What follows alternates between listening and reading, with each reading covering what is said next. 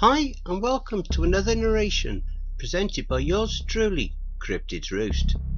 Please be so kind as to throat punch the like button and smack the ass of the subscription button as well. And remember to tap that notification bell and then select all. That way you'll receive all notifications each time I upload a new video. Oh, and don't forget to share the video far and wide. This will help with the YouTube's algorithm and will help promote the channel more. If you're going to leave a dislike, please leave a comment as to why. That way I can review what you didn't like about the video and I can possibly make changes in future videos. Thank you. And if you enjoy listening to the following story, be sure to pop over to the author's Reddit profile and drop them a line, or even give them a glowing review. I'm sure they'd appreciate it.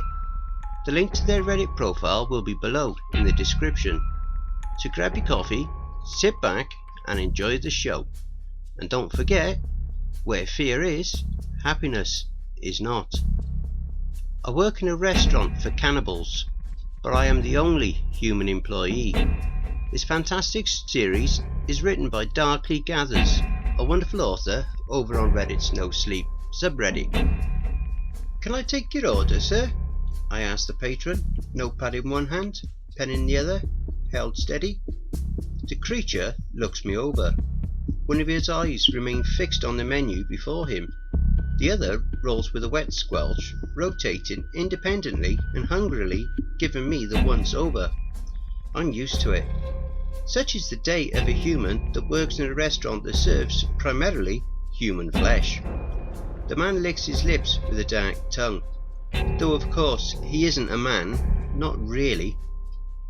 Settled into his seat amongst peers and like-minded creatures, he can afford to relax a little.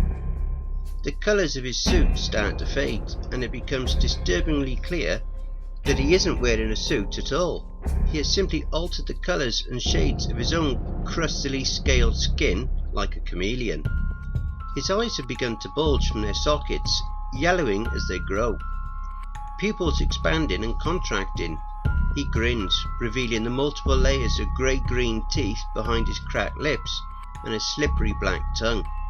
Easily the length of my forearm bursts from his mouth and licks the sides of his face with a disgusting and grotesque lack of shame. He is like many of the others, the ones I referred to privately as the cannibals. Though I suppose they technically aren't cannibals in the literal sense, as a cannibal is a human that eats another human. And these guys aren't human. If they ever were, they certainly not anymore. But the patrons aren't even the worst part. As I said, I'm used to it. What I'm not used to, what I'm yet to become comfortable with, even after a year of employment, and what I doubt I'll ever get used to, is the smell. The smell, you see, it's just, well, it's delicious. It's absolutely divine, warm and steamy like roasted pork. It makes one salivate. It only took a week or two of working here to turn myself into a fully fledged vegetarian. But I still have to ensure I come to work with a full stomach before my shifts, or it will, without fail, start to rumble.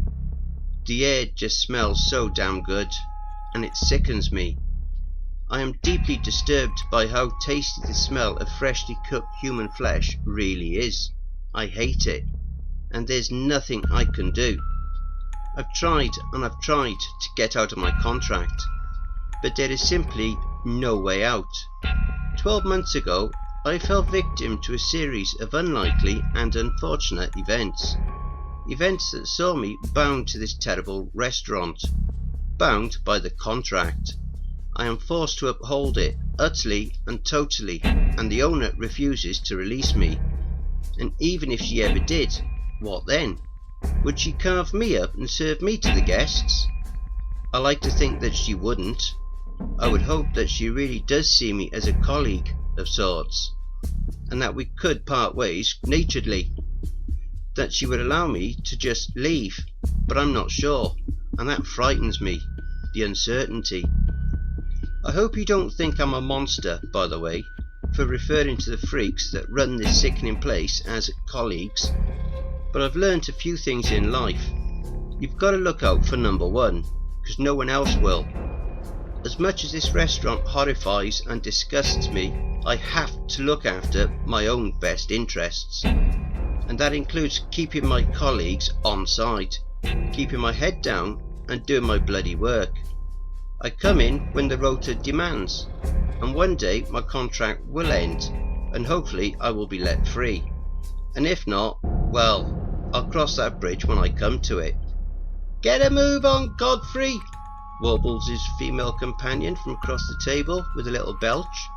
"I'm starving here," she moans, and I shoot her a glance as her stomach, distended and still shaded pale pink from her dress, visibly rumbles and shakes. One of the male's eyes have been fixed on me this entire time, but his second now joins it, flicking up to stare at me, and only me. I do not flinch, and I try to keep my grimace subtle as I politely await his order. "What would you recommend, waiter?" the thing asks, his tongue lolling from side to side as he does so. I smile pleasantly, though it does not reach my eyes. "The steak with strips is particularly good, sir, though they do tend to go a little heavy on the juices. I'd suggest asking for only a light drizzle." Splendid," he mutters, his lips peeling back to reveal all 4 layers of broken teeth. "I'll have that then, please. Rare. And for you, madam?" I ask, turning to his companion, trying not to look at the monster on the table behind her tearing into his meal like a rabid dog, blood and spittle flying like thick rain and spraying out over the tablecloth. She grunts and scratches her chin with her 4-fingered hand. One eye reads the menu as her other rolls, giddily staring around the room. It leaks a little pus and her tongue shoots out to lick it clean, before retracting messily behind her teeth. I clench my jaw. "I'll have the blade loin and a side of ribs." I write down her order. "The small ribs, please," she mutters, her lips crackling and peeling back into a grin. "Certainly, madam," I reply, stone-faced. "I'll get these orders to the chefs, and I'll bring it all out as soon as it's ready. I hope you enjoy your evening." I turn and head back to the kitchen, and I can feel their eyes bore hungrily into my back as I take my leave. Would these freaks try to eat me if it weren't for the owner? Try to tear me limb from limb between the tables? I'm sure that a great many of them probably would. It's an unsettling feeling, to say the fucking least, but the owners keep the patrons in line. I'm not sure if it's so much of a humanitarian solidarity, but rather more like a practical employee maintenance initiative. They do struggle for staff here. I snake my way through the maze of tables, avoiding the greedy roaming eyes of the guests, and pretending that I don't feel or care about their skin-crawling little caresses as I pass them by. I don't know if they think they're being subtle, or if they simply don't care, but it disgusts me. I can bring issues to the owner, and she'll probably kick the offender out right there and then, provided they aren't too high profile. But it happens so regularly that it's just not worth mentioning. What's the point? Just keep your head down, don't cause a fuss, and do your work. The ripe and heavy smells of cooking flesh redouble as I push through the doors into the kitchen. I feel the sweat start to pinprick across my skin at once. One of the waitresses passes me by and back out through the doors, carrying 2 plates of steaming pink-red meat in her hands. She shoots me a glance with all 3 of her amber-tinted eyes, but does not smile. They're civil to me, the other waiters and waitresses. Civil, but not kind. I don't really give a shit, to be honest. I have no interest in being their friend. No need to become too prominent on anyone's radar, just as long as they respect me enough to not cause or seek out any issues. The chefs, however, are outright hostile. "Order up," I say in a loud but dispassionate voice, holding out the order slip. The nearest chef reaches out across the counter and snatches it in a gnarled hand, grunting and squinting and leaking from his paws as he reads it through. Can't fucking read a word of this. Weren't you never taught how to write, boy? Blade loin, side of small ribs, and a steak with strips, rare, light drizzle. Light drizzle? The chef barks, looking up at me, pupils narrowing rapidly. He slams the severed bloody arm he's holding down onto the counter with a splat and leans across to look at me. I suppress a gag. You be making shit suggestions to the customers again, meatbag. The drizzle's the best fucking part. I'm just telling you what they ordered, Bert, I replied levelly, holding his gaze. And you know what? He's got good taste. There's always too much drizzle. Prick! Bert shouts at me, but stuffs the order into its slot and grabs the arm, muttering and swearing to himself and the others as he turns back to the stoves. The best tactic when it comes to the chefs is to just not take any shit, I've found. My tall back might irritate them, but weakness is worse. They despise weakness. Kid's right, you know, Bert, comes a gruff voice from the other side of the kitchen. A taller chef, round-bellied and grey-scaled, bald and jowled. You risk ruining another good dish with your obsession with that fucking sauce. Fuck off, Grummy, Bert replies. Just 'cause you're older don't make you any wiser, you dumb cunt. Grummy snorts with laughter as he flips the contents of his pan. Looks like a series of dried and crusted human ears, but I can't be sure. He winks at me and points to the bloody plate on the side. That one's ready to go out, John. Table 12. Right, cheers, Grummy. I grab the plate, wincing with the heat, but holding it steady nonetheless. Trying not to focus too carefully on the actual food. Reading the accompanying note instead of details of the meal's contents.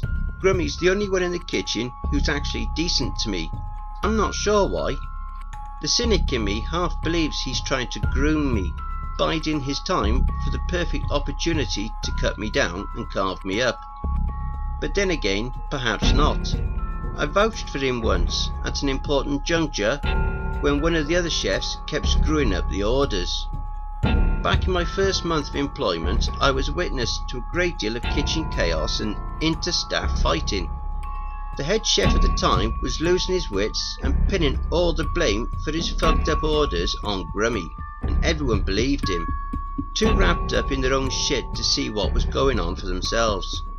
They just put their misguided faith in the authority. But I saw. I always see.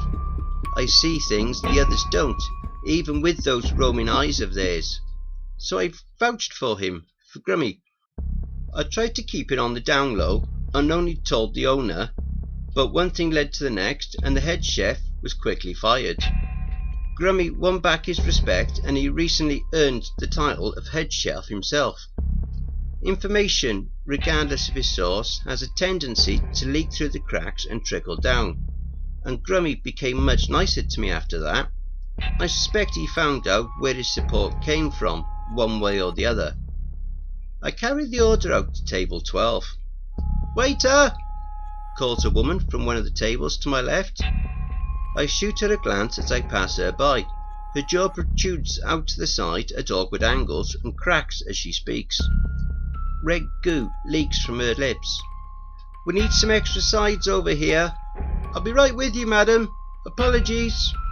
Yes, I think to myself, my apologies for doing my job, you disgusting creature. I approach table 12. A man with fly-like eyes and a mouth bordered by scorpion fangs rubs all four of his hands together excitedly. The mashed liver, sir, I announce as I place the plate down in front of him. Is there anything else I can... But before I'm able to finish, the man has shoved his face into the food. I pull back as he gnaws and tears at it with a feverish desperation, spraying the contents across the table and up and over my uniform. It splatters up to my chest. I am beset by a powerful waft of the food and my complexion pales. The man turns to me, his eyes quiver and a low buzzing rumbles in his throat. He stops eating, grunting as he does so, staring right at me, poised and tensed. And I find myself suddenly very afraid. I want to take a step back. I want to run the fuck away. but I am overcome with the terror that to do so risks shattering the thin ice upon which this moment rests. My gut tells me that something is wrong. Something is about to happen. Images of the monster lunging right at me, springing from his chair and burying his fangs into my throat and tearing it open like wet tissue paper race like fire through my head. Is this it? Is this how it ends? No build-up, no ceremony, just one rabid customer too many. One customer who couldn't control his urges, despite the power of the threats laid down by the owner. The clear warnings on the signs. Is this it? There's a tray on a nearby table, one in the process of being cleared away. Maybe I could grab the tray, use it as a kind of makeshift shield, but the moment passes, the tension breaks. I stumble back in alarm.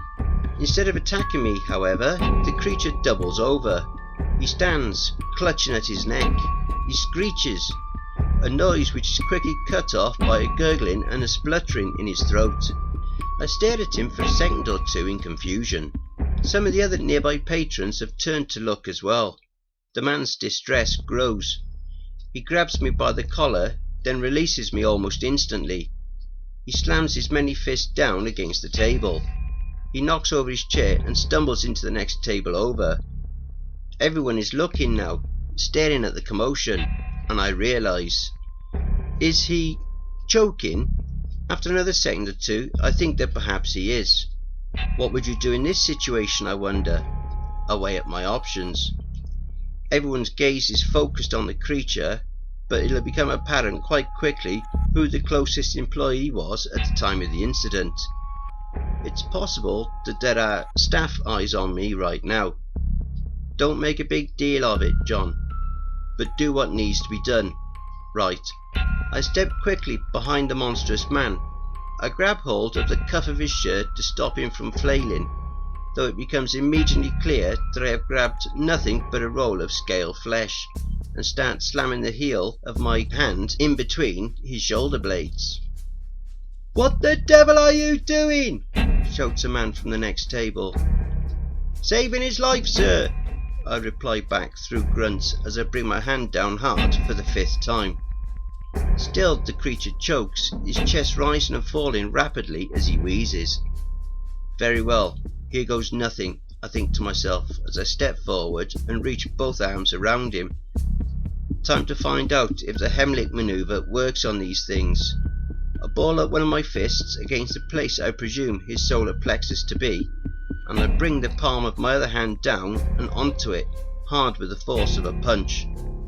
And a chunk of red-purple meat flies from the creature's mouth. I actually see it soar through the air and splatter against a bottle of wine a few tables down.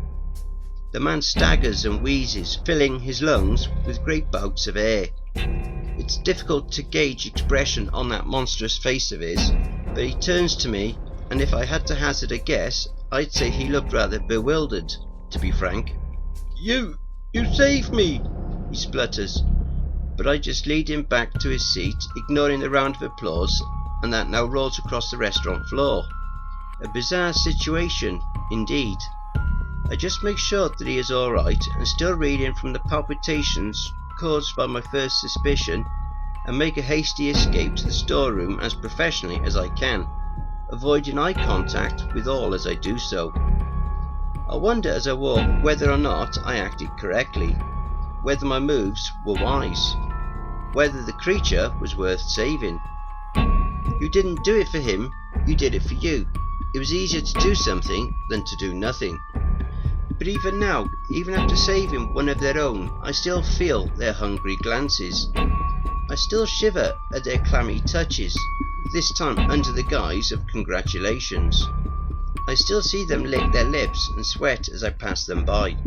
I despise them. "John!" I've rounded the corner and left the main lobby of the restaurant. The storeroom sits at the end of the corridor, and at the opposite end is the room that Helia uses as her office.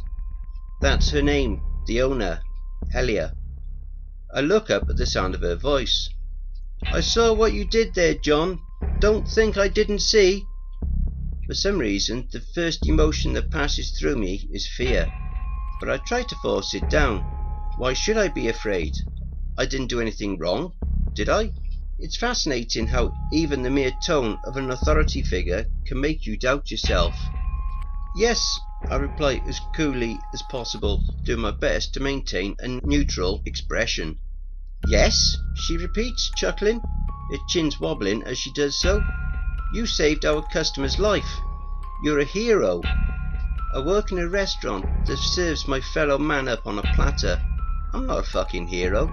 I'm a traitor. Thanks, I reply. Here, take these. Go fetch me another leg from the freezer, then get yourself home. My heart leaps. Could it be... She wouldn't, would she? Is she going to release me from my contract? Take the rest of the day off. You've earned it. We can manage here for tonight, she says. My pulse slows back down. The rest of the day. Right, of course. I nod. Thank you, Helia. And I reach out a hand to catch the keys as she tosses them to me. Then she turns and retreats back into her office. I look down at my hand. The keys. She's never trusted me with the keys before. Could this be some kind of test? These will allow me access to the freezers. I've never been down there. It's usually one of the chefs that go down, or on rare occasions one of the other waiters or waitresses. But never me, never the human. I never settled on a reason as to why, and to be honest, I never particularly cared. I was grateful for not having to travel down to the freezers, the place the meat is held and kept cool and fresh. Grateful for the privilege of keeping the rooms out of sight and out of mind. But now it seems I'm going to go down after all, and the meaning behind this request suddenly registers. Go fetch me another leg from the freezer. Another leg. My stomach turns at the thought. Seeing the food is one thing, the fleeting glimpses of the chef's preparation techniques is another, but to actually locate and carry the parts up to the kitchen myself? Does she see this as a reward? As an increase of responsibility? Or is it some kind of sick joke? I don't know how these things think. I really don't. But I want to get out of here and go home, if only for the night. Do your job, John. Keep your colleagues on side and go home. So I grit my teeth, I steel my stomach, and I head out through the corridors, through the locked door at the back of the restaurant, and down the stairs into the bluish frosty gloom, my breath clouding by my mouth.